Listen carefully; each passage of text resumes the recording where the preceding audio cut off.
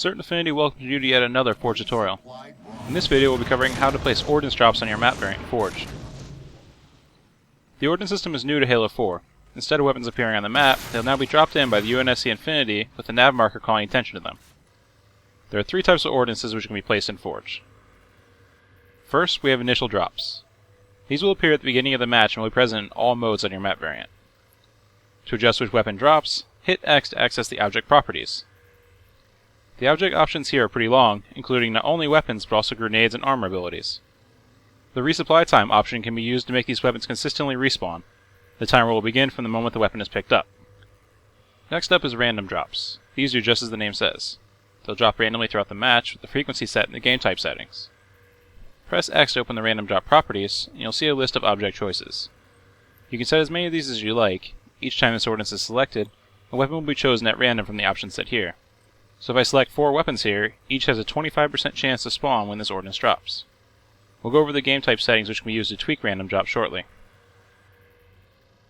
Lastly, objective drops are used exclusively in the Dominion game type.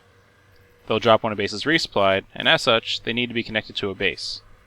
In the object properties, there's an objective option at the top with choices for bases Alpha through Echo.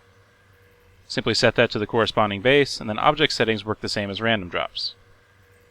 For more information on setting up Dominion, we have a tutorial which will be linked at the end of the video. The game type settings for customizing ordnance drops are pretty robust. The top 2 options can be used to toggle ordnance drops on and off.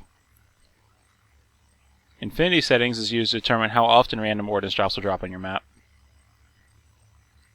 Ordnance substitutions allow you to change the types of weapons which will drop.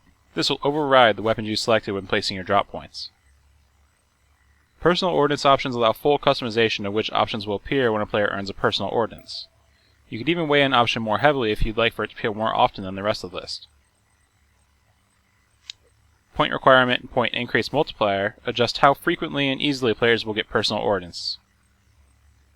And lastly, objective ordnance can be enabled or disabled when setting up Dominion. For all other modes, this option will be grayed out. And that covers just about everything there is to know about placing ordnance drop points in Forge. Be sure to subscribe as we'll be posting more Forge tutorials soon.